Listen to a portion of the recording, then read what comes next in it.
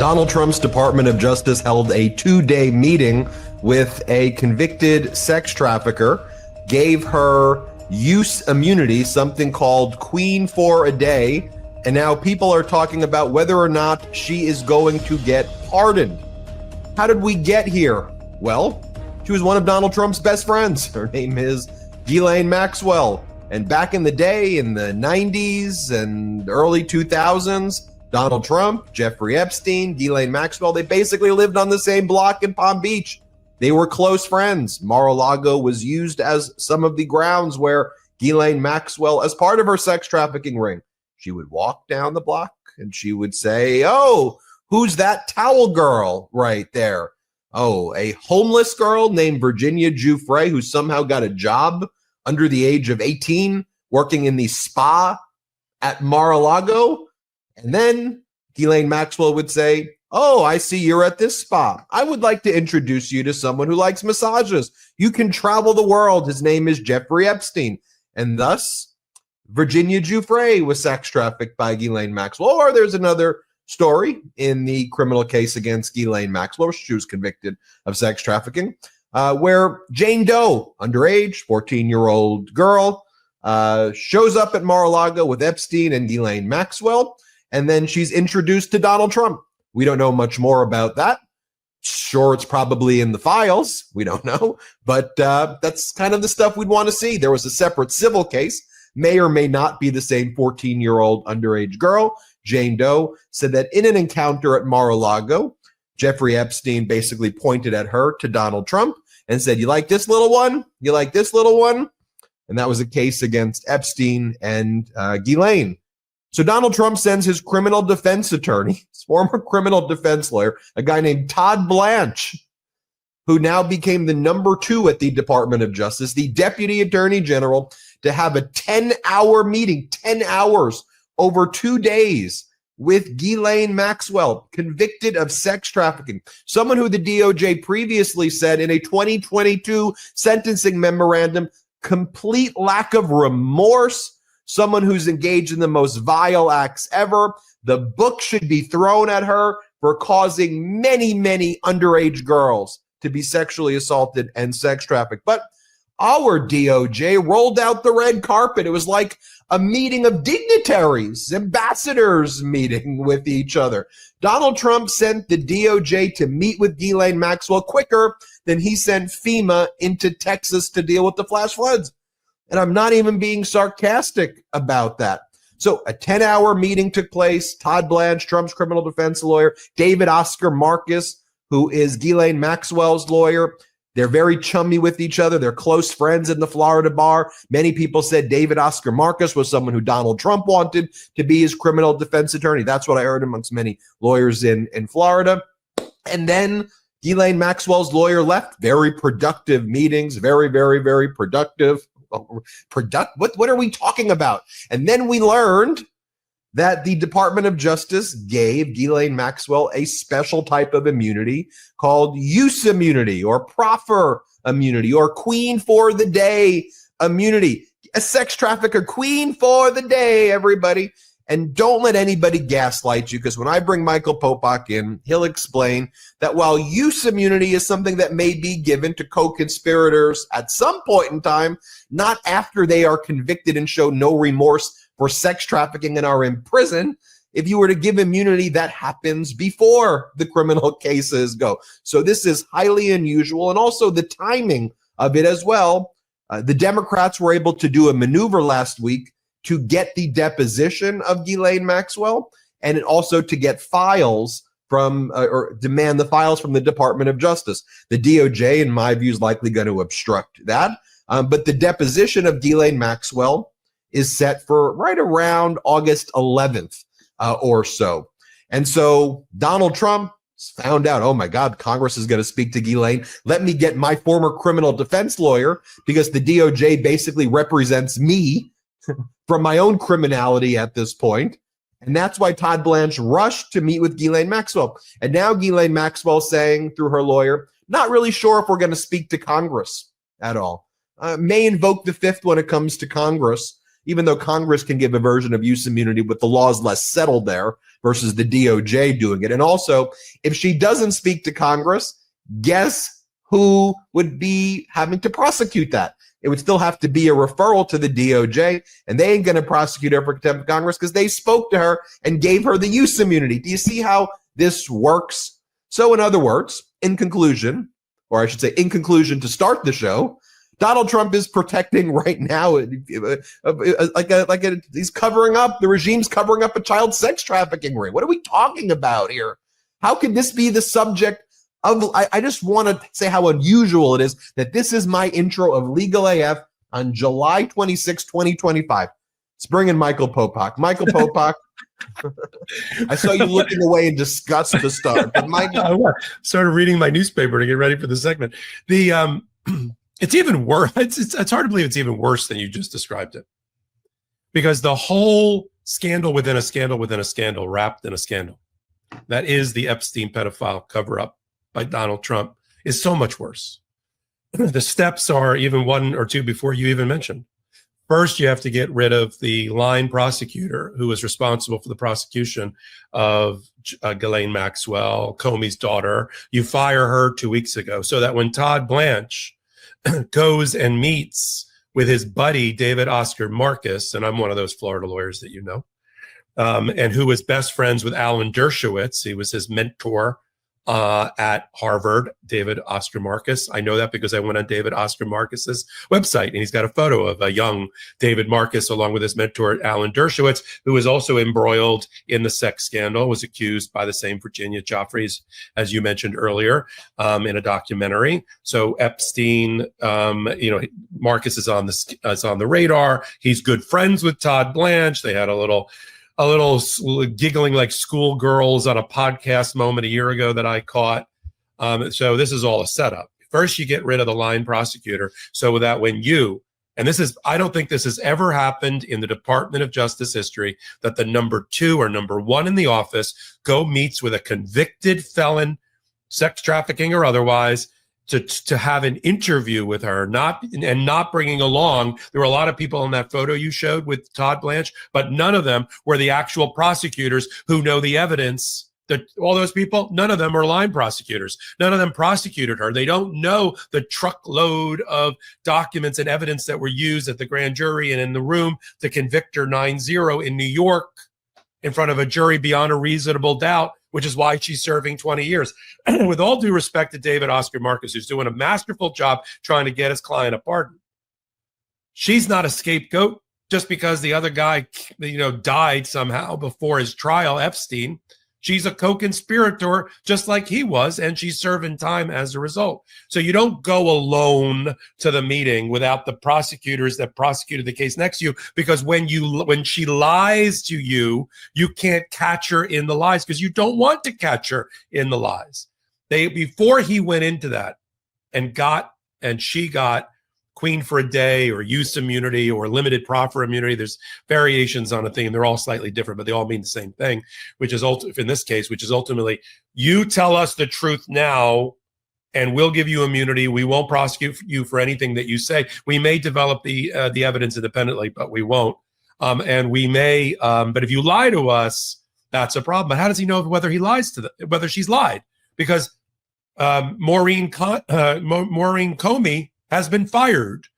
So they bring her out. They don't even keep her in the penitentiary. There's a room in the penitentiary for this type of interview. And you and I I've represented white collar criminal defense, clients. And I've done interviews with witnesses and others in the federal penitentiaries. And there is a room for that. But no, they spend taxpayer dollars to treat her, like you said, like a queen for a day, bring her out, bring her to Tallahassee somewhere to have this meeting over 2 days. I think she gets returned in the middle of it.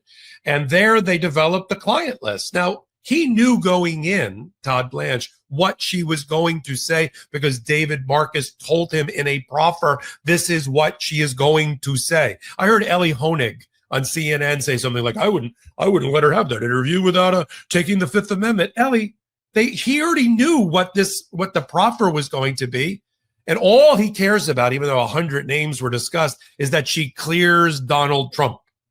Because when he came out of that 12-hour shit show, he said in social media, Todd Blanche, at the appropriate time, I'll let everybody know what the results of that interview was.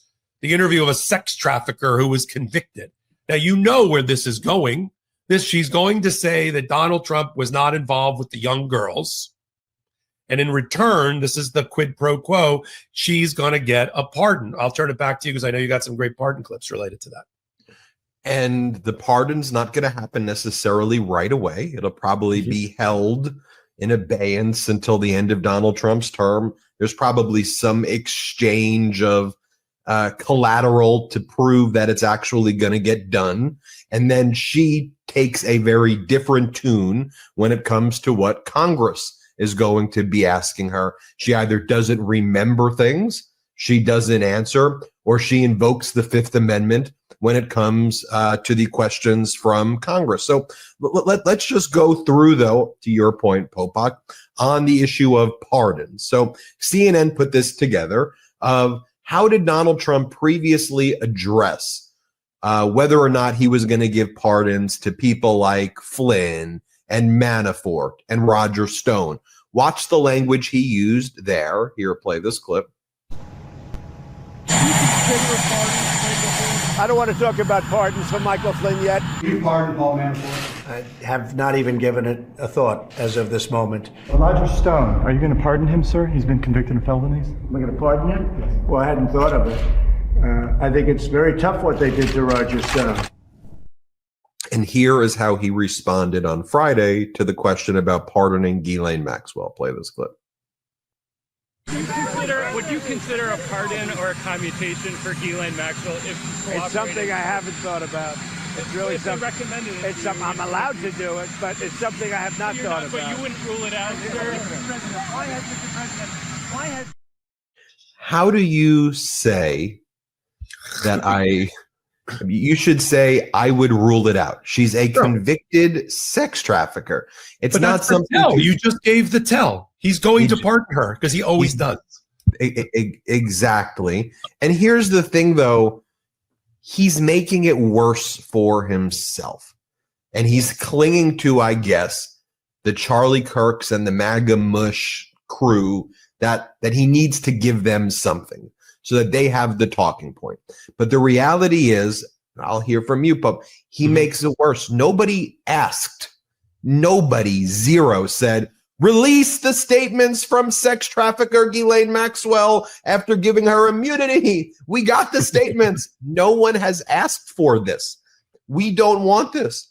We didn't ask for the grand jury testimony from the case either, because one, it's Rule 6E material under federal rules of criminal procedure, meaning we know that stuff doesn't get turned over. It would have nothing to do with the Epstein list or the witness statements or other. That's not what the grand jury testimony is going to be. What the victims say about Epstein and Ghislaine. That's it.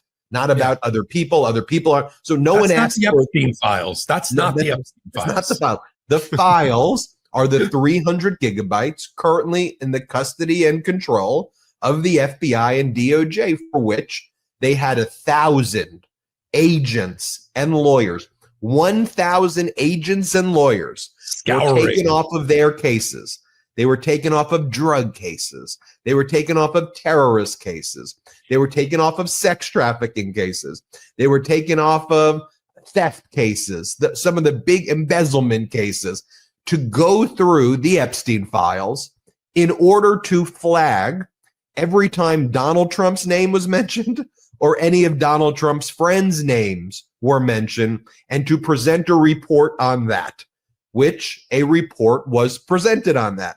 And we've learned, Wall Street Journal exclusive this week, that Donald Trump's name is all over this thing. And it's not a shock that it appears at least several times, because on the stuff that has already been released, Donald Trump's name has appeared several times. And it hasn't just appeared like, oh, so-and-so flew on the plane once.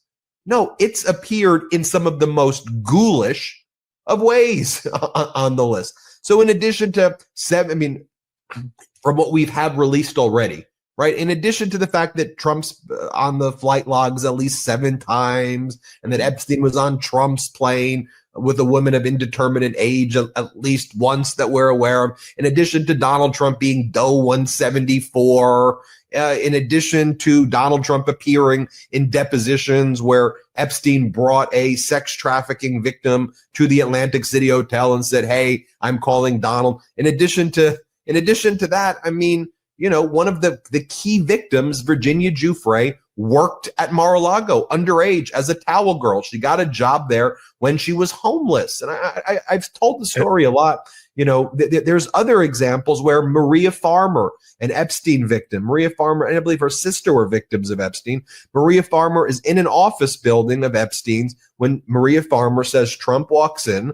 She's wearing gym clothes. Trump looks her up and down. Epstein comes out and goes, "That one's not the one for you," or "That one's not for you," or words to that effect. And then says, "Go into the other room, Donald." Maria Farmer says things like that. And we know that Donald Trump threw a party at Mar-a-Lago where it was just him and Epstein, and they brought in 30 modeling girls. And the person who brought the girls there thought that there was going to be like other like VIP execs to give them opportunities in the modeling agency, and it was just Trump and Epstein. So were they playing cards, you think, with the girls? Were they just playing I'm not trying to make light of it. Mentoring the girls? Mentoring, was there a mentoring session? You know, so we don't know. I don't know. I can't say specifically what happened at that event. I can't say what happened at other things when Epstein was there. You know, I can't, but I can also say Donald Trump was friends with John Casablancas, the elite model management agency guy who left his wife to have sexually assault a 15-year-old girl and called her a girl woman, and then left his second wife to marry a 17-year-old girl. And elite model management, which partnered with Trump on a lot of things like the Look of the Year competition, had a lot of those young girls become sexually assaulted. It's not just Epstein, it's Casablancas and other people. You know, well, it's also wait, hold on one second. It's also Donald Trump. I mean, the insiders that are leaking from the White House say that he is very worried about what are in the Epstein files because they're going to quote F him, and they're going to accuse, and there's funny business in there. Well, when you're in funny business with a sex trafficker of underage girls that they're being raped, yes, that may be a problem. And the reason that Donald Trump is hanging himself, or as somebody once said, which I agree with, nobody is keeping this story alive better than Donald Trump. You'd think, if I didn't know better, you'd think he'd want to have this story be kept alive. The Wall Street Journal, you showed the clip where we're going to show the clip where he denies that he's in the Epstein files. Wall Street Journal runs an article, which is a total middle finger from Rupert Murdoch back to Donald Trump 2 days after, or a week after the original article that he got sued for $20 billion for, which is like, yeah, you're suing for $20 billion.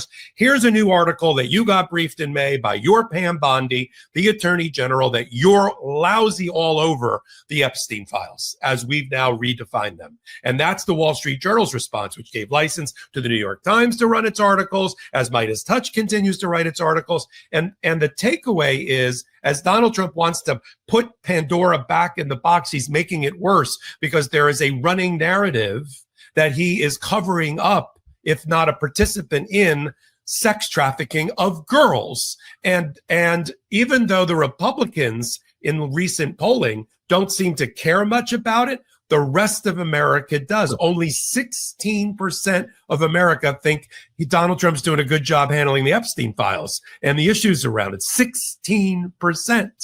And MAGA knows that that's not a good look for them come the midterms. We'll get later into the polling about the economy and immigration, which are two big losers for them with independents. But Epstein won't go away. The Democrats won't let it go away. Good moral people won't let it go away. Maybe if it was something else, maybe if it was about just good old-fashioned embezzlement or real estate fraud or mortgage fraud, maybe the story would go away. But it's not going away because it's raping of girls. There are 1,000 victims, some of which are still alive that haven't committed suicide, that are up in arms because he's interviewing Queen for the Day, Maxwell, to save his own hide. And that is where this administration is, which is why we have to continue to report on it. So just think about his reaction to the Wall Street Journal article. The Wall Street Journal article says Donald Trump writes a birthday card to Jeffrey Epstein, along with numerous other people who knew Jeffrey Epstein, wealthy, powerful people, Epstein's ex-girlfriends, high school friends. Alan Dershowitz. They say they wrote birthday cards to him. And, and look, Donald Trump said a number of things in light of their relationship that is deeply, deeply alarming, and creepy and concerning. Something about like enigmas always stay the same age or never age. And our secrets, our beautiful secrets, should always remain together. But just think, if you were innocent, why would you believe that carries with it a defamatory intent?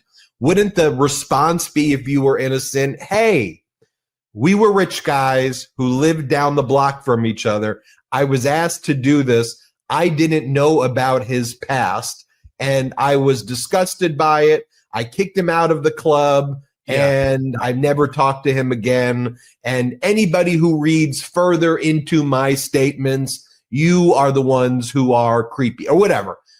Isn't that what an innocent person would respond? But instead, Donald Trump takes the birthday card and goes, oh my God, this is defamatory. How is that more defamatory than you saying Epstein is a great guy who likes women on the younger side? How is it more defamatory than all of the things that I actually listen? How is it more defamatory than you sending your DOJ to give the sex trafficker of Epstein queen for the day and treating him like a dictator? Popak, I know you're reeling to go, but we got to take our first. This is an intense episode. We're digging into it. You're gonna love how I'm gonna flip this around. Go ahead. We got to take our first break. I want to remind everybody that Michael Popak has a law firm, the Popak firm. At your request, he started this firm because you said, hey, Michael, if we've got cases, can we come to you? Before he couldn't. Now he has the capability. So if you've been injured in an accident, car accident, trucking accident where you've had to have surgeries, if you know someone who's been injured in an accident, catastrophic injuries, wrongful death cases, sexual assault cases, sexual harassment cases, medical malpractice cases, negligence, reach out to Popak's firm. Consultation is free. How do they find you, Popak? Yeah, thank you for doing that. And next week, I'm going to actually, I'm in a meeting with all of the lawyers, top trial lawyers that work with me on these cases. We're going to be meeting in Chicago next week and get together and talk about all the cases that we're handling for our Legal AF audience. So it's easy. You go to 1-877-POPOK-AF, POPOK-AF. And there's no AI there. There's a live person that'll work you through your case and talk about and start the case evaluation process. Or you can do it with a form and read more about the firm at the law firm's website, thepopakfirm.com. Everybody subscribe to the Legal AF YouTube channel. They're close to 1 million subscribers. Subscribe right now. Subscribe to the Legal AF Substack. Subscribe to the Midas Touch Substack as well. Let's take our first quick break of the show. We will be right back. We've got more info we're going to dig into, including the New York Times story with Donald Trump's message to Jeffrey Epstein on the book. To Jeff, you are the greatest. You are the greatest. The greatest. We'll take our first quick break. Did you know the liver is the second largest organ in your body? It's responsible for over 500 functions. But for some reason, liver health doesn't always get the attention it deserves. Over 30% of Americans have a sluggish liver, a problem that often goes undetected until the very last minute. Dose is on a mission to educate us all on why it's so important to maintain your liver health and has created an incredible product to help you do just that. I mean, I found a clinically supported, potent, and effective solution, and I can't wait to share it with you. Dose for Your Liver was formulated to cleanse your liver of unwanted elements, aid digestion. I mean, it acts as your body's filter, flushing out unwanted elements and breaking down what you consume into essential nutrients. The liver produces and regulates cholesterol, stores vitamins and minerals, and impacts digestive and metabolic health, among many other things. Dose's science-backed formula promotes liver function, aids digestion, eases bloating, and even boosts energy levels. In a double-blind, placebo-controlled clinical trial, Dose for Your Liver lowered liver enzyme levels by 50% in over 86% of participants. Stick with dose and feel the incredible benefits over time. More energy, better digestion, reduced bloating, healthier liver enzyme function, reduction in brain fog, and better sleep. One dose for your liver shot is equivalent to 17 shots of turmeric juice. Dose is gluten-free, dairy-free, sugar-free, and vegan. Save 30% on your first month of subscription by going to dosedaily.co/legalaf or entering legalaf at checkout. That's dosedaily.co/legalaf for 30% off your first month subscription. Welcome back to Legal AF. Thank you to those sponsors. They keep the show alive, folks. We don't have outside investors, so support our sponsors. Discount codes in the description below. Okay. Michael Popak, let's get into it. So as I explained, that Wall Street Journal lawsuit that Donald Trump filed, perhaps the worst lawsuit ever. I mean, if you and I predicted how bad it was going to be for Donald Trump, now with the New York Times expose coming out that they've seen the book, they know that Donald Trump is one of the many people like in the table of contents that are listed in this leather-bound book. They confirmed that. They got another note from the book that kind of further confirms it. And then the New York Times found a book, one of Donald Trump's books that he sent to Epstein, where Donald Trump signed it and said, Jeff, you are the greatest. So Popak, you were anxious to talk before the break. Yeah, I want to do it two ways. One, the reason why Trump is, as you say in the past, is operating under the law of holes and digging a deeper hole for himself every time is because he has challenged the media to go after him and put a lie to his revisionist history that he wasn't that close to Epstein. He didn't know about Epstein, and Epstein, quote unquote, was a creep who he kicked out of Mar-a-Lago. That's not why he was kicked out of Mar-a-Lago, and that's a lie. They had a falling out in 2004 because they fought over a piece of real estate in Palm Beach that went to Trump for $50 million, but was bid up by Epstein because they were fighting over the same single family piece of property. That's why. Not because, or if you take it to if you take Trump at his word, which you never can do, Trump knew about Epstein being a pedophile in 2004 and didn't do anything about it, and then rewarded his prosecutor who cut him a sweetheart deal and let him get off while thousands of women were being raped and abused with a slap on the wrist, Alex Acosta, and made him your labor secretary in the Trump administration as a reward. Which is it, Trump? Is it you knew and he was a creep and you did nothing else about it except reward people around them, or you didn't know anything about it and you barred him because of the corruption thing? The easiest way, and you and I do this as lawyers in front of juries all the time, is take Epstein out of the equation. Let's suppose Donald Trump's relationship was not with Epstein. It was with Jeffrey Dahmer, who chopped up people and ate them. Let's just take Dahmer instead of Epstein. And there's evidence of Donald Trump writing to Jeffrey Dahmer, your sweet little secrets, you're an enigma. Now, would people say, give him a break? He didn't know Jeffrey was eating people. But why isn't it proper reporting to put the two and two together? You don't get to be best friends, and that's what they were for 15 years. I defy anybody, put it in comments tonight, name one other person not named Trump that Donald Trump was best friends with during that same period, that he hung around with and did the Playboy thing in Palm Beach and in New York, like Jeffrey Epstein. Who else went to his wedding with Marla Maples? Who else went with him on the planes? Who else went with him to these phony beauty pageants in order to solicit whatever from women and girls? Who else? Nobody. And so now Donald Trump needs to rewrite history, and he's challenged the media to put a lie to it. Every time he says, I wasn't that close, the book, the endorsement, the photo, the birthday card, the wedding picture, the this, the that. And the reason we're doing it, or when you and your brothers dug up the 20-year-old civil testimony and deposition of Jeffrey Epstein, where somebody was smart enough to ask the question, did Donald Trump have relationships or was he with young girls? I take the Fifth Amendment. The reason we're doing all of it, besides being circumstantial evidence, which is proving our case, is because Donald Trump is denying the relationship and the closeness of the relationship. He's suggesting that he couldn't possibly have known about Jeffrey Epstein's sex trafficking and his pedophilia. And that is, we're making the case to the American people that is impossible. That if we're making the closing argument, which you and I do almost every time we get together in some way, then it would be, you'd have to bury your head in the sand and ignore all of these data points that we just laid out inside and around, orbiting around Donald Trump and Jeffrey Epstein. You'd have to close your eyes to it in order not to suggest that at the very least, whether he participated in it or not is for another day. But he must have known about it. I asked that of Michael Cohen, who doesn't really have any inside knowledge of that particular relationship. But I said, is it possible, given the weight of examples that we have of the closeness of the relationship, including women and girls, that he would not have known?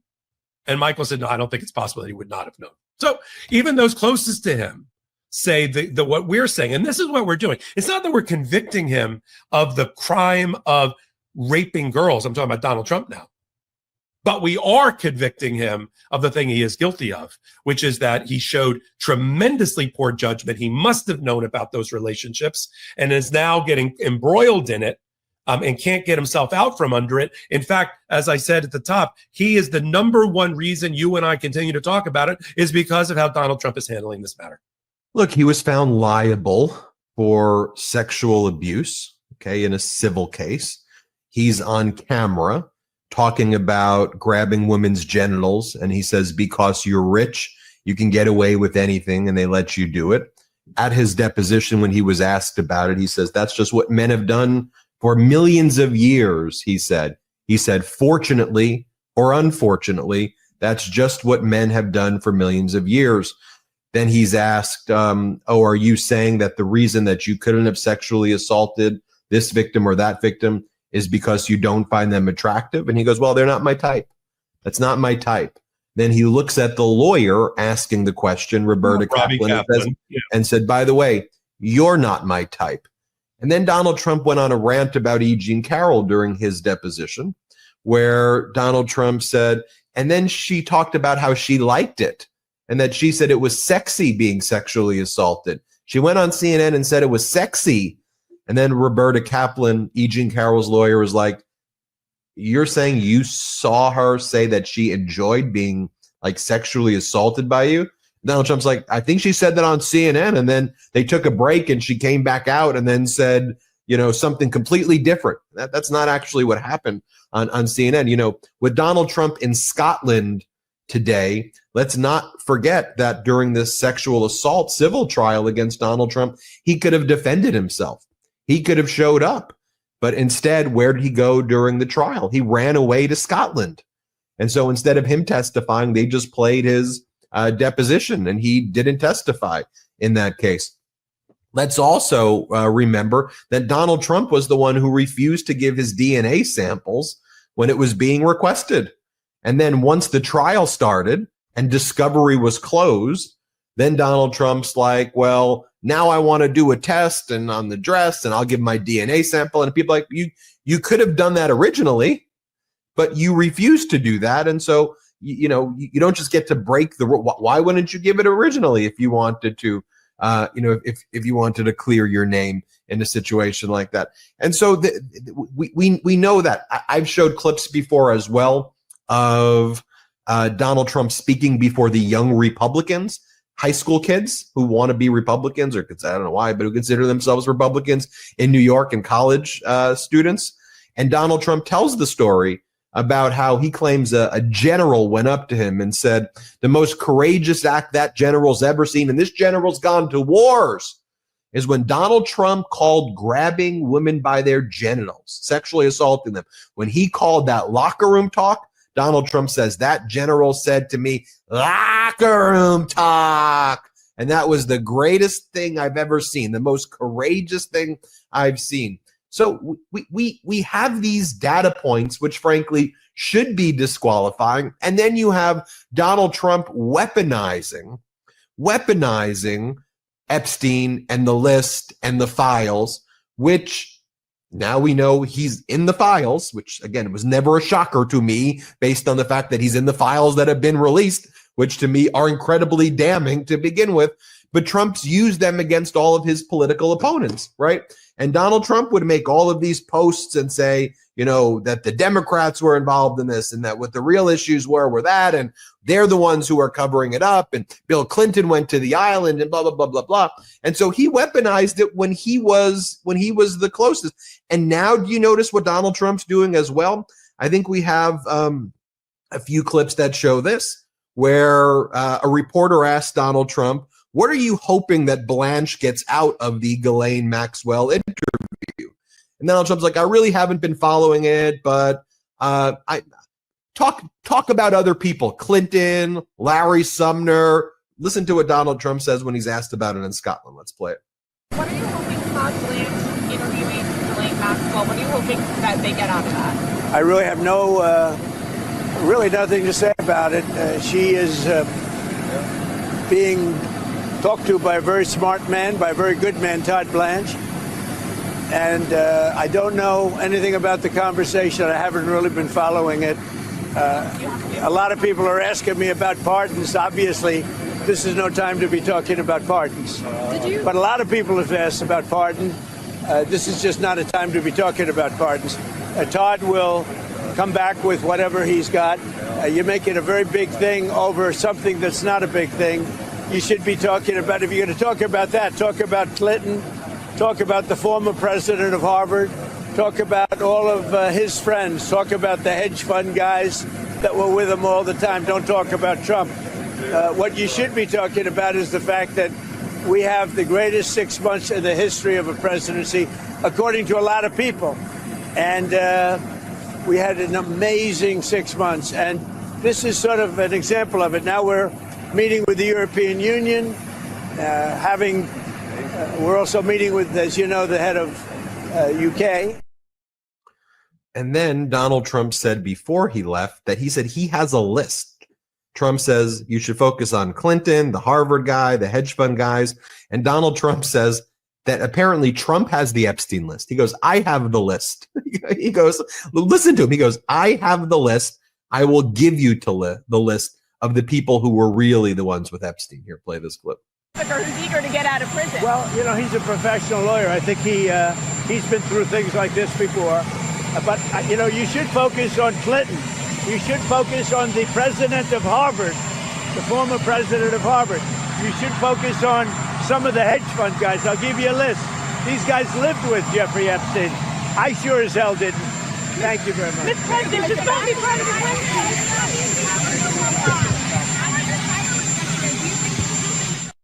He goes, I guess he's got the list. The list. And then in the clip before that, do you notice that Donald Trump was asked, he wasn't even asked a question about pardons. He was saying, the question was, what do you hope to get out of this? Then Donald Trump eventually said basically that you should be talking about Trump. That you should be talking not about Trump, but about Clinton and hedge fund guys and Larry Sumner. And then Donald Trump brought up on his own, well, now's not the time to be talking about pardons. Not that it's off the table. And then he said, I haven't been thinking about it much. But then he sent his number 2. He brings up pardons, and then he talks about the list. But Popak, this was the New York Times headline, New York Post headline, and this is telling. Ghislaine Maxwell gave the Department of Justice info about 100 different people linked to Jeffrey Epstein, lawyers say. So we all know what, like, That's another Murdoch paper. That's another Murdoch paper, right? But we know what Trump is doing here. The plan is now, give a list. This is how Trump's going to try to deflect from himself. Give a list of other, and by the way, it's what a scumbag Donald Trump is too, right? Give me a list of other guys. Give me good names, not just Clinton. Give me those hedge fund guys. I'm going to throw their names out, right? Yeah. To try to distract from me. Then let's have the media focused on all of them and not Trump. Or maybe now it just becomes a bigger story, and then they'll forget all your house. Well, look. The false equivalency has already been established because they're trying to create a false criminal investigation and abuse of power I did a whole hot take recently on the Midas Touch Network about this being 6 months in the most scandal-ridden and corrupt Department of Justice we've ever known. Say what you want about Merrick Garland. He moved too slow. He was too ponderous. He was too tortoise-like, but he wasn't corrupt. And we've never talked about a corrupt Department of Justice. We've had a corrupt FBI under Edgar Hoover. And we've had presidents that used the corrupt FBI, but never a Department of Justice that sold its soul so quickly because of who it's owned by, who its daddy is, which is Donald Trump. And that's why Donald Trump has all of his former criminal defense lawyers as the top leadership in the Department of Justice, impeachment and criminal defense lawyers: Pam Bondi, Emil Bove, John Sauer, and Todd Blanche. That's the top, right? And then he brought in the political people, like, the person that lost the Republican National Committee chairmanship, so she gets to be the head of the Civil Rights Division as she chloroforms it and puts it out of business. That's what he has surrounding him. And so when he says, so the false equivalency is where Tulsi Gabbard, who's a crash test dummy that just pulled out, I thought she was basically being walked the plank. I think she was. And she says, I better make myself useful. I know. I'll go look in 2,500 pages of documents and reports by John Durham, Robert Mueller, the Senate Intelligence Committee headed by Marco Rubio, the intelligence assessment, and I'll find something none of them ever found. And I'll find a link, which now Dan Bongino is running around with, of corruption at the highest level with the Obama administration in the final days because Putin was trying to get Hillary Clinton elected. Nobody believes that. Instead of Donald Trump. The reason they don't want Hillary Clinton elected and they want Donald Trump elected is because our adversaries want Americans at each other's throats and seething, and Donald Trump has that knack for being able to do that and weaken the American populace and the American experiment. That's why they love Trump, because if he's not a Manchurian candidate or an asset of Russia, he certainly acts like one. So they didn't want Hillary Clinton. Say what you want about Hillary Clinton, but she was competent, and they didn't want her in there. So that makes absolutely no sense. At the same time, remember, Donald Trump was pitching the Russians to help him by releasing the emails that Hillary Clinton allegedly lost in her server. If you're listening out there, he said at a press conference, if you're listening, Russia, get me the email. So he was using Russia to try to win his election. But they've set up this false equivalency. Let's see if we go after Barack Hussein Obama, that'll be the equivalency of the Epstein, and that'll balance it out. And the 100 names. My read of the reporting is that Blanche came in with the 100 names, not the other way around. And we're going to get to the bottom of that as well. David Oscar Marcus is very happy with the results of the interview because this is just the kabuki theater that's happening. Fire James Comey's daughter, who's the prosecutor who knows everything about the Epstein file. Other than you, she's probably the other person in America, and Julie K. Brown, that knows Epstein like the back of her hand. Don't have her in the room, of course, during the conversations. Then, as you read, the tell for Donald Trump is whenever he says he hasn't thought about something, he certainly has thought about it. And then at some point in a week or two, he's going to pardon Maxwell.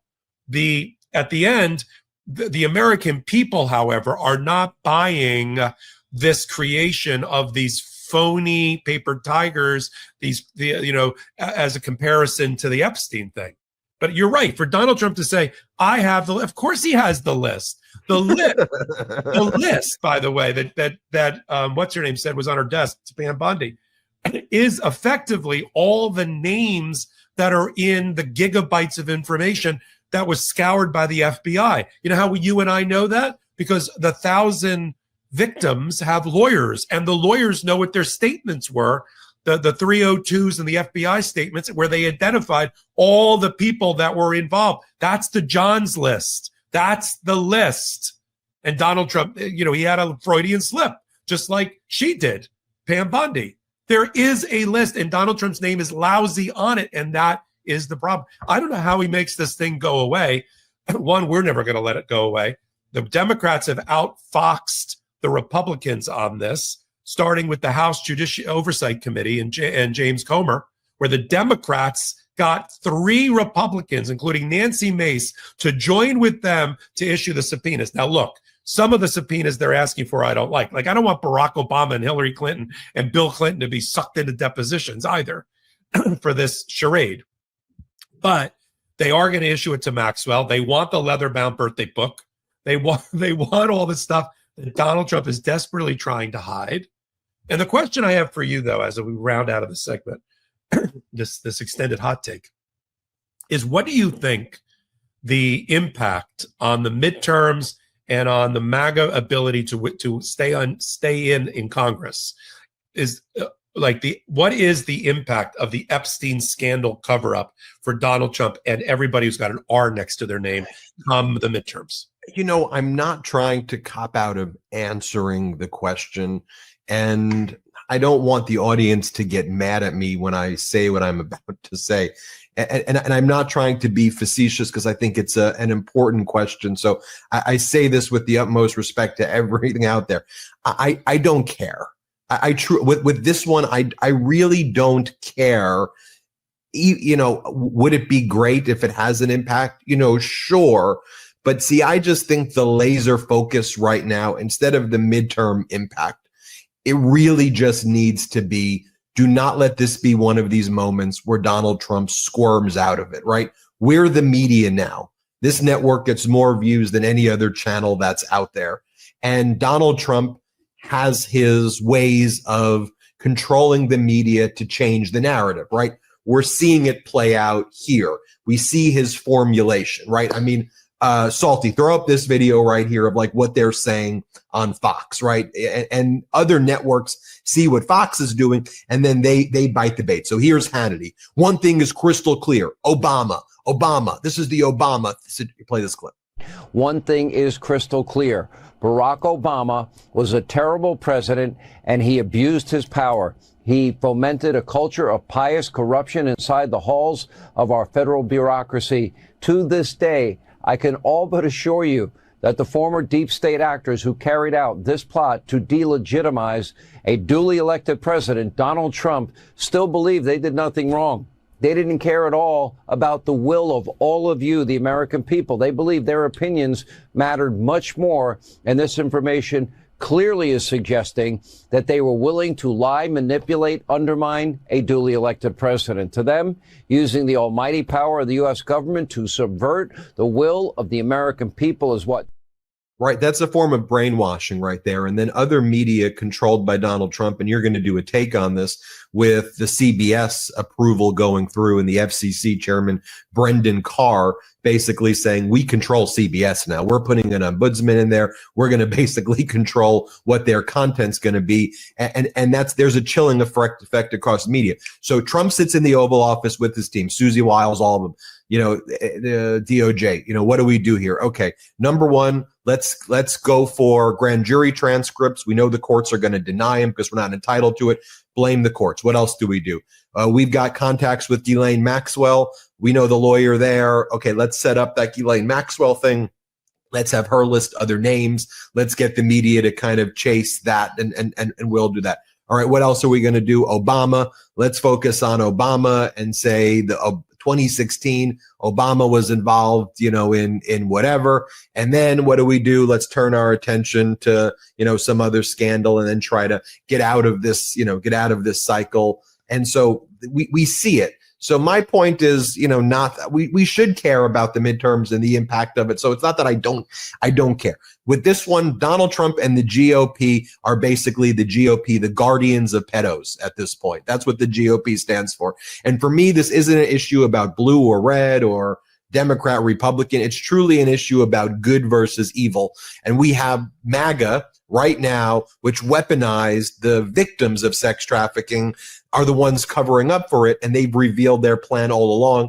And to me, what I'm focused on, and I know you're focused on every day, is bringing the story to people and explaining what they're going to do. So we're steps ahead of it now that we control the media and more people are watching what we're doing. So no, I don't disagree. Listen, I didn't mean to set you up with it. I don't disagree that there are just some stories that you talked about this last week, that it just doesn't matter what the political impact of something is. It's just just morally disgusting and depraved, and we got to call it out. Like if Donald Trump was accountable, like the question wouldn't be, how do you think that's going to impact in the midterms? I mean, you just have to follow the story and train our artillery on it. And like you said, and I agree with you, mainstream media. Or as the only time I've ever agreed with Brendan Carr for the FCC, I did this in my hot take, is Brendan Carr said that mainstream media can no longer be trusted to the American people to provide them with news and information. I'm like, correct. They are now drafting behind Midas Touch and Legal AF in their reporting. Because we were out in front, you were out in front a year and a half ago talking about Epstein and reminding people why that connectivity, why that intersection between Trump and Epstein was so important, having nothing to do with electoral success. The good news is, as we sort of transition here, all the polls are out. All the polls post the big beautiful bill, post his attack on human beings in California and other places, in the depraved immigration policy. And it's all terrible for Donald Trump. I mean, he's 30 points under with independents. The only time he was ever like that is when he lost the last election. People hate his handling of the economy. I mean, hate it. Independents especially. I mean, they've left. Elvis has left the building. They hate his handling of immigration. Hate it. I'm sorry, the Americans don't want to see children in handcuffs, human beings chased through churches, schools, factories, and farms. They don't want to see ICE agents high-fiving on secretly recorded video because they just made a bounty by tasing and abusing people that were stopped in an immigration stop, which is in Florida. I'll be doing reporting on that soon. And they hate it. And the two things he thinks got him elected are the economy and immigration. It was really just the economy. And on the economy and how he's handling inflation, he's in the toilet. Enton on CNN said, I thought there'd be a floor for how low Donald Trump could drop with independents, but apparently he's burst through that floor and there is no end in sight at how low he is going. And yet he continues to press the losing hand while we continue to talk about the scandals. It's a scandal a day. And scandals within scandals are in the Trump administration. I hate to remind people, but we're only 6 months into this shit show. If this was on network television, it would already be canceled. No, and if we were a parliamentary system where you could have snap elections, he would, and we had a multi-party system, he'd be gone. Which, by the way, we may want to explore those systems right there in the future. They tend to seem a little bit superior to what we've got than here in retrospect. But yeah, independents, Trump's approval is right around 29%. And then on all of those issues, right around 25 to 29% approval. When we come back, I want to talk about some of the other cases that are out there. We spent a lot of time on Epstein, but I also want to talk about the anatomy of a deal. And I just want to talk at the beginning about like why these trade deals are not real deals and what a deal means, that they have to like exist to start off with, and how when Donald Trump talks about Japan and this and that, they're not deals. And I'll explain to you, we'll break that down. Then we'll talk about some of these other cases. Last quick break of the show. Reminder, Michael Popok's law firm, the Popok firm. If you've been injured in an accident, car accident, trucking accident, and if you've had surgeries, procedures, and you need legal help, you're the victim of kind of a serious injury, reach out to the Popok firm. If you know somebody who's been injured, anyone's in a wrongful death type of situation where they've died as a result of an accident that you know, if you're a victim or know someone who's a victim of sexual harassment or sexual assault or otherwise, reach out to the Popok firm. Where can they find you, Michael? Yeah, I made it easy. Thanks, Ben. It's two ways to approach the firm. One is to go on the website. You can learn more about the firm. It's at www.thepopokfirm.com. We got all our practice areas, all the things that we handle, a description of the other lawyers that work with me, and of course a free consultation form to fill out, because we don't get paid unless you do in these kind of cases. Or you can make a phone call and talk to a live person, no AI here, by calling 1-877-POPOK-AF.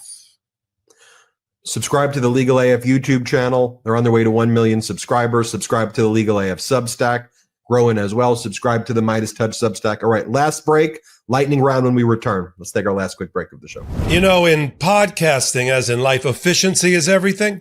I remember I once caught in our production schedule a small process issue, something that wasn't running smoothly. A little planning ahead saved us hours and, frankly, a massive headache. And that's exactly why planning your estate matters just as much. Creating a will or trust can feel like this long, stressful task that you just keep putting off, but trust and will makes it fast, simple, and secure. So you can focus on the big stuff like living your life and protecting the people you care about. I've walked family members through estate planning and it can be overwhelming.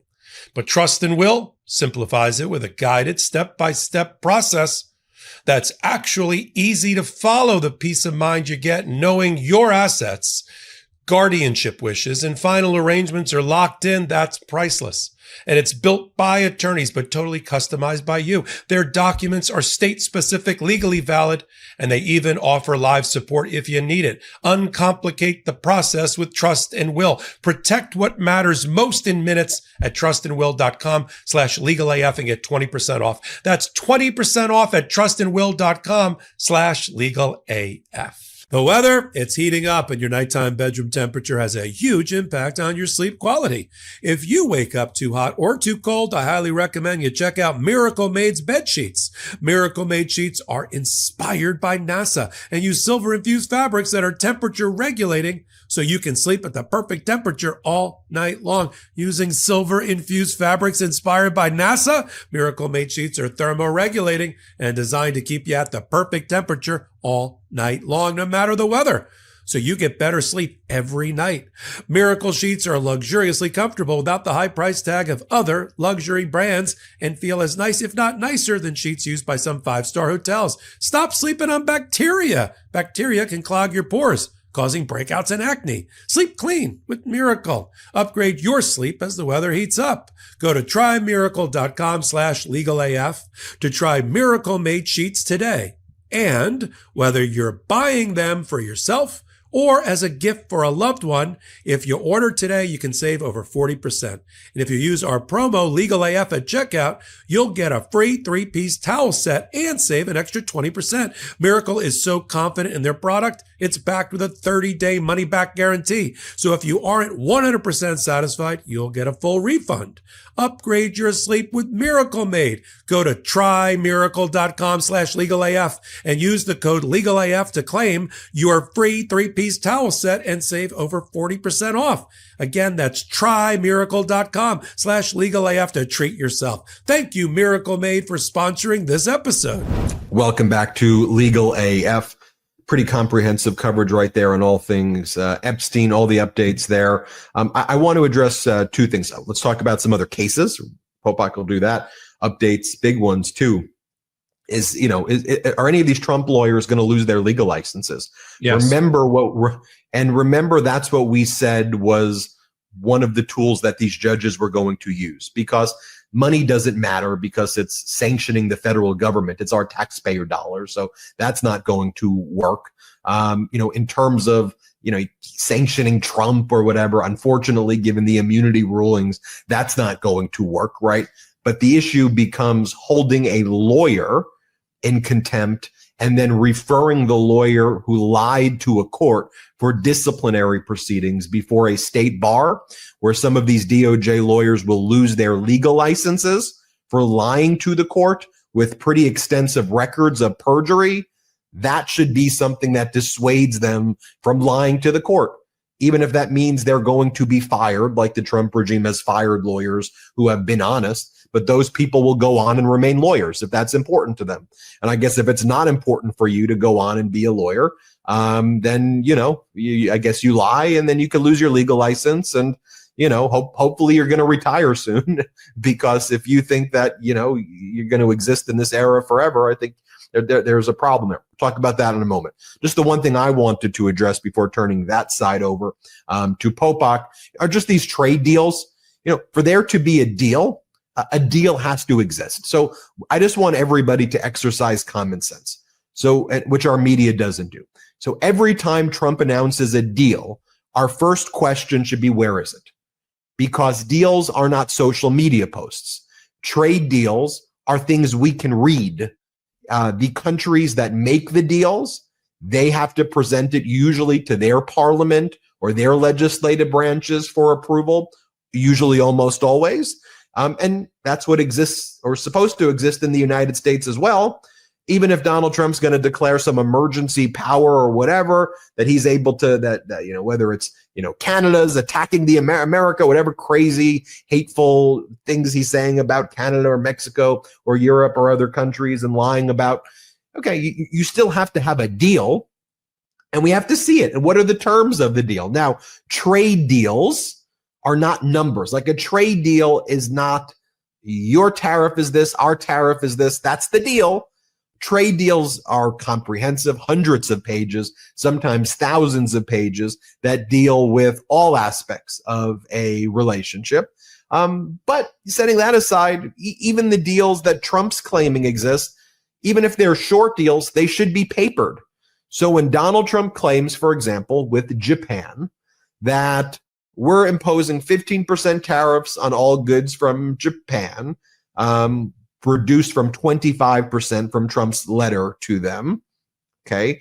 And which means still it's a tax on American importers, which is passed on to consumers. And prices are rising. Inflation is increasing right now. That's why Donald Trump's approval on inflation's like, in the teens or in the 20s, because people are impacted by it, despite saying it's all gone. There's no more inflation. We stopped inflation. Okay, we know you're lying.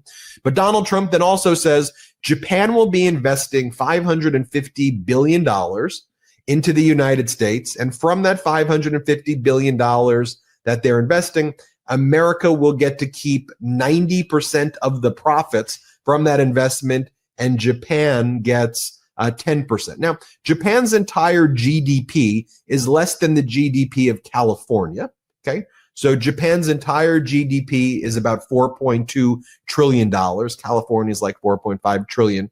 So Donald Trump says we're getting a signing bonus from Japan, that they're going to basically turn over, 15-20% of their entire GDP to the United States and only get back 10%. Does that make any sense to you? And it doesn't, because it's made up. It's a signing bonus. Well, if it's where's the deal that says that? And sure enough, Prime Minister Ishiba and Chief Japanese negotiator Akazawa went back to Japan and they said there is no binding agreement there. And by the way, they really couldn't even make a binding agreement because there was just a new election in the upper house of Japan last week. Prime Minister Ishiba is about to resign in August as well. And so he can't even do a binding agreement, but there is no binding agreement. They've said that. They've also said that it's not a signing bonus, the $550 billion. And basically, if you look at a 5-year period, say from 2018 to 2023, direct foreign investment from Japan into the United States was already about $783 billion. So for Japan, $550 billion was just a way of restating the direct foreign investment that Japan always does in general, not giving a new $550 billion as direct foreign investment. Japan holds over $1 trillion in American treasuries. They're the biggest holder by far. They employ the most Americans of any country in Japanese companies. There was no tariff that Japan had against American vehicles, which Donald Trump claimed existed. Japanese roads are just smaller and they don't like American vehicles. And so there's no deal there. Or like when Donald Trump says, I got Australia to agree to open up their markets to American beef. Why would Australia want American beef? They're like the biggest exporter of beef. They've got the top premier beef. They don't want U.S. beef. Well, it's not a real deal. Our farmers here and our cattle ranchers, they're not going to be sending beef to Australia. It's all so stupid. It's all so dumb. It's all a fraud. It doesn't exist. And when we look at Epstein, when we look at these fake deals, you have to just come to the conclusion that everything this guy does is a lie. And there's a reason. He's a liar. This is what he's done his whole life. It's why we keep on saying these things. This is a guy who is a sexual abuser. This is a guy he's a criminal. He's a felon. He was found liable in a business fraud case, for business records. He's been found liable for making up fake valuations for his property. He's literally a con artist. So it doesn't shock me that all of the things that he does is extort and then fraud. That's it. That's his MO. So I want to leave you at that. Popak, let's turn it over to immigration in some of these cases. Yeah. And nobody believes his tariff policies anyway. The Commerce Secretary's own family company is betting against the tariffs and selling products that bet that the tariffs are going to be struck down by the courts, which already started with the Court of International Trade. So I don't know. Just to end it there, even if they went to the Rose Garden tomorrow and announced 150 new quote unquote deals, these aren't deals that help the American people. They're just going to be passed through at least a third of the tariffs onto consumer pricing, meaning inflation is going to go up right around the time of the midterms and Christmas. None of the tariffs are a good thing. They keep pointing to we brought in $58 billion from tariffs. But what about the trillions you didn't collect in internal revenue because you cut the tax rate? It's just all a sham and a fraud. And every time they get that the tariffs don't work, they point to the stock market. Oh, look at the stock market. That is just another distractor. Stock market does not indicate health of the economy. Unfortunately, all the indicia that indicate the health of economy are in retrograde, meaning we're probably rolling into a recession under Donald Trump. And he won't be able to blame Obama or Biden for that. Courts, though, are figuring out, it's like AI, they've figured out how they need to respond to Donald Trump's illegal abuse of power immigration policy and is lying to federal courts and federal judges. And right on cue, when you and I heard, and we did the reporting about Erez Ruveni, the whistleblower who worked 15 years in the immigration division of the Department of Justice, including when he worked in the Trump administration the first time around. They had no problem with him then when he was busy enforcing the Muslim ban. But, he tells the truth to one judge that Abrego Garcia should not have been sent to El Salvador because he had an order in his back pocket of non-removal to El Salvador. He gets fired, and now he becomes a whistleblower. 28 pages saying that Emil Bovy and others at a meeting told them to lie to federal judges effectively. When they're asked what's going on with planes that are fueling and being sent to El Salvador and other third countries, don't tell them, even if you know. And that we knew was bad. And somebody would be making a referral to the bar associations. And lo and behold, let's start with Chief Judge of the DC Circuit, DC Court, Boasberg. Now, Boasberg's in a little bit of a knot, but he figured out a way to get himself and wriggle out. He's the judge that back in April found probable cause to find criminal contempt against the Trump administration and the Department of Justice, starting to put officials in jail. A 3-judge panel, 2-1, of the DC Court of Appeals, led by Trumpers, Rayo and Katsas, not only issued an administrative stay back in April, we're now in July, almost August, but they haven't done a darn thing to advance the case. There's no oral argument. There's no supplemental briefing. The ACLU keeps filing with them. Here, Erez Ruveni says that Department of Justice lawyers were told to lie to federal judges. They were like, all right, just put it in the docket. We'll get to it one day, meaning never. But so he can't progress, Boasberg, his probable cause for criminal contempt. So when he was at a hearing on Thursday with this new information, he said, look, this whistleblower, this strengthens my probable cause for criminal contempt. And I know that the plaintiffs are frustrated. The ACLU and others are frustrated by the appellate court not moving on this. But there is something that I can do. And I'm strongly considering making referrals to state bar grievance committees and bar associations for disciplinary action against the Department of Justice because I've been lied to. It's effectively what he said. And we can have some hope that the DC bar in particular, which is not led by Pam Bondi's brother, although he tried, and is led by competent, really good people, are going to take that referral seriously. And they're not going to take a cop-out like the Florida bar and say, oh, we can't go after Pam Bondi because she's in federal office. We got to wait till she's out. Like, where is that in the bar rules? But I don't think the DC bar is going to do that. I don't think the New Jersey bar is going to do that against Alina Habba. We'll touch on that in a minute, too. So he said he did the one thing left in his toolbox. I'm going after you guys, the Department of Justice lawyers who lied to me. That's one set of lies that we've talked about. You've got the Alina Habba. This is the corruption of the Department of Justice. Alina Habba can't get the full-time gig of being the New Jersey U.S. attorney. Not only does Donald Trump have to have another scandal and another abuse of power that'll get challenged in the courts to give his office wife the job. That's the only way she can get the job, is if he violates the statute, violates the Constitution, withdraws her name from confirmation at the Senate, so he can try to do some sort of appointment, a special attorney, and get her the job.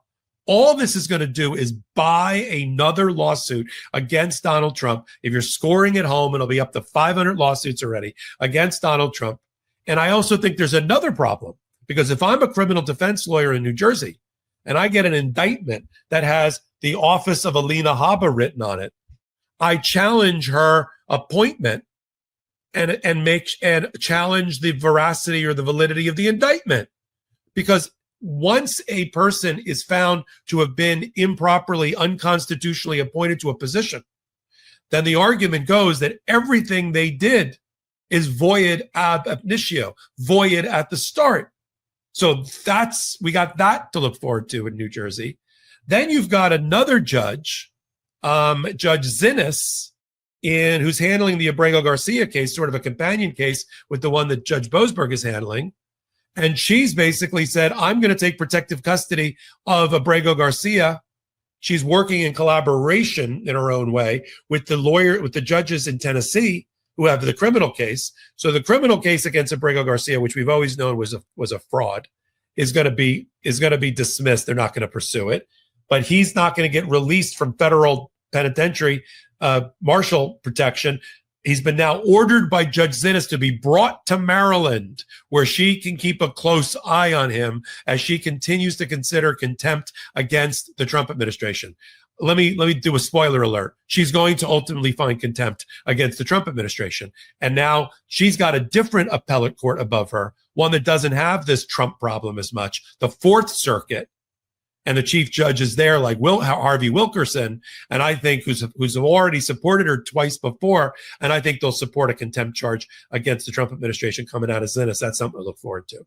And then lastly, you've got this judge in the Eastern District of New York that I just did a hot take on, who wants to get to the bottom of why all of a sudden is Pam Bondi allowing the top leadership of MS-13, which I thought was one of the justifications to declare that Donald Trump had war powers under the Alien Enemies Act. Why are they all being sent back to El Salvador and having their federal charges dismissed?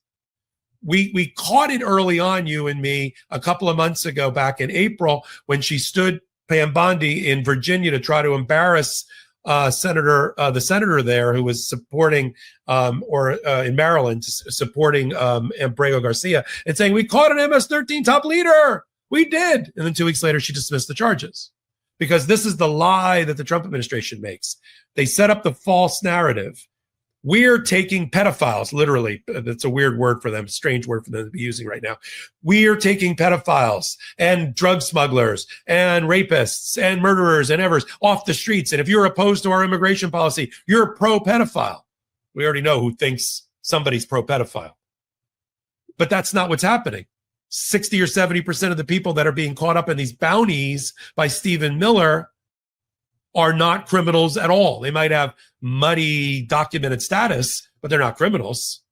And so the judge in Long Island is like, you're dismissing the charges against the number 2 in MS-13 after he's already provided testimony and evidence that Bukele in El Salvador is in bed with MS-13, and you're sending him to Bukele.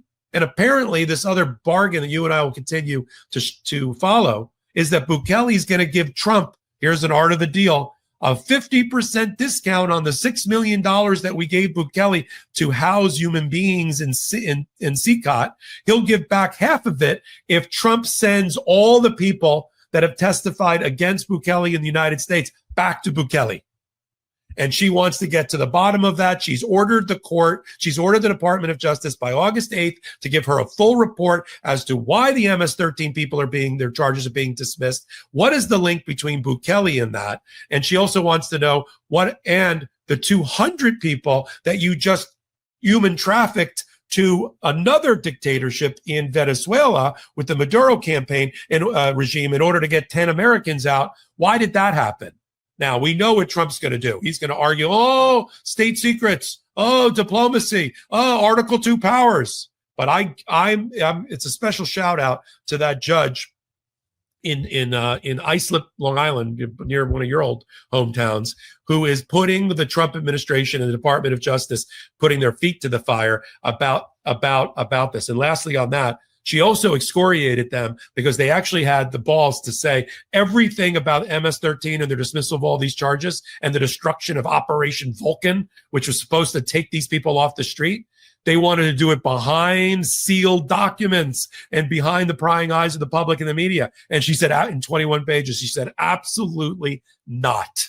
And I find it appalling that you're trying to do all this without the public knowing about it. We got to still rely on federal judges, working federal judges, to hold the Trump administration's feet to a fire and call out their abuse of power.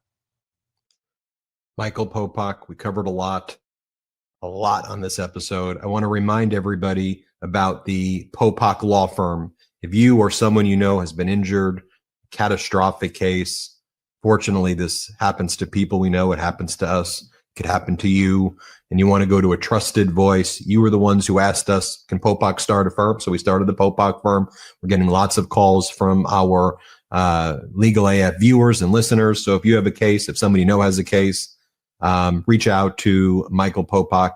Popak, where can they find out these cases, sexual assault cases, harassment cases, car accident cases, trucking cases, medical malpractice cases, negligence cases, wrongful death? Where can they find you? Yeah, easy. 1-877-POPAK-AF, and that leads you to a human being that will compassionately and passionately talk to you about your case before it comes over to me. And then www.thepopakfirm.com. You can read about the firm and the types of cases that we handle. It'll lead you right to another free consultation form, which will ultimately get back to a human being and then to me. And I really do appreciate the support that Midas Touch and Legal AF has done for it. And as a result, we're handling dozens and dozens and dozens of cases for our audience and those who are related to our audiences, family members and others. You know, these are the types of cases that in this part of my career that I want to focus on, which is the things that turn lives upside down, and where we can go up against some of the these major insurance companies to bring justice as much as we can in the courts. Everybody check out the Legal AF YouTube channel. Subscribe. They're on their way to 1 million subscribers. We can still get there this summer. Let's try. Subscribe to the Legal AF Substack. Subscribe to the Midas Touch Substack. We appreciate you. We covered a lot. Keep fighting, folks. Keep fighting. Don't lose faith. We're in this together, side by side. We're going to keep growing. We're going to keep spreading the truth, spreading the evidence, and democracy, truth, facts, evidence will prevail. Appreciate you all. We'll see you next time on Legal AF.